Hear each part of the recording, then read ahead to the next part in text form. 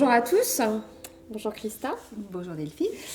Voilà, alors Christa et moi, on souhaitait aujourd'hui vous présenter les cartes des chakras. Je vais te laisser un petit peu nous expliquer ce que sont ces cartes des chakras. Alors les cartes des chakras qui s'étaient créées par Walter Lübeck, ce ne sont pas des cartes divinatoires, ce sont des cartes qui nous aident au développement personnel. Et c'est un outil que j'utilise, et toi aussi, dans ton travail, mais pratiquement tous les jours.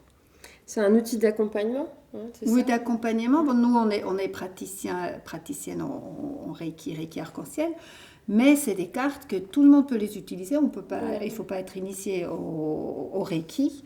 Alors, ça s'achète dans les commerces, on peut les commander. Alors, il y a un livre qui va avec, qui a toutes les différentes techniques d'utilisation et aussi toutes les significations des différentes cartes. Si tu veux peut-être montrer vite des cartes. Sur chaque carte, en fait, il y a des affirmations. Alors, il y a 126 cartes avec des affirmations et un saut de cartes, mais en tout, il y a 154 cartes. Oui, puisque des cartes où il y a... je tire juste. Une carte sans inscription, sans affirmation. C'est une carte de blocage. Et en fait, on peut expliquer un petit peu comment on les utilise. C'est-à-dire que quand on rencontre des obstacles dans notre vie, on a des expériences sur lesquelles on voudrait apprendre des choses, on peut poser une question.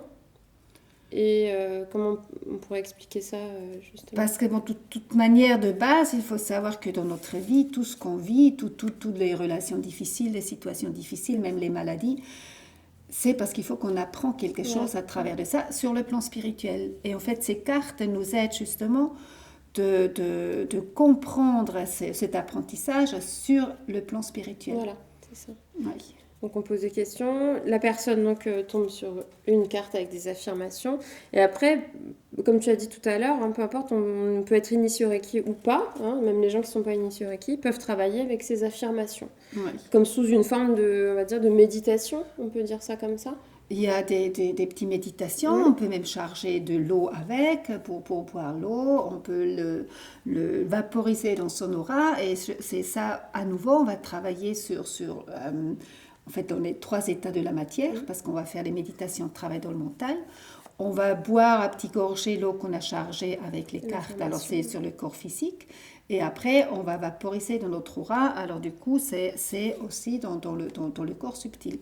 Parce que si on cherche une affirmation par soi-même, on cherche ça avec notre mental. Et avec les cartes, c'est vraiment... c'est plus en profondeur, c'est vraiment... à la fin, c'est vraiment un traitement de fond qu'on fait. Ouais. C'est-à-dire que ça permet aussi, en ayant une compréhension aiguë de ce qui nous arrive dans notre vie, ça permet aussi d'optimiser des aspects de notre existence, en fait. Exactement, et nous aider d'avancer sur notre chemin de vie. Voilà, c'est ça. Ouais. Donc ça, c'est vraiment un outil qui est génial, parce qu'on l'utilise beaucoup, même personnellement. C'est vrai qu'on l'utilise en cabinet, mais moi, personnellement, je l'utilise très souvent. En fait. Très, très souvent. Voilà. Très, très souvent. C'est pour ça, d'ailleurs, on avait cette envie de présenter des cartes des chakras.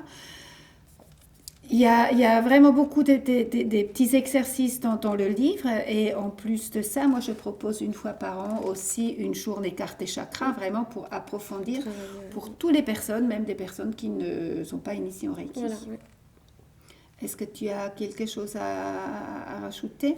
Bon, aussi, mais il y a après, parce on a parlé des 26 différentes cartes avec les affirmations, parce qu'il y a toujours 7 cartes par chakra.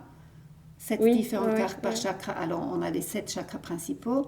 On a aussi les cartes sur les chakras secondaires et sur les différentes couches de l'aura. Ça, c'est peut-être important aussi de dire. Ça donne des idées, où des informations, où on est impacté, là où il faut travailler, en fait. Et ça donne encore une compréhension encore plus profonde d'où sont vraiment les racines de notre problème qu'on est en train de vivre. Tout à fait. Alors, du coup, on peut que... vivement conseiller les cartes de chakras. Et on peut les trouver dans le commerce. Voilà. Okay. Merci beaucoup.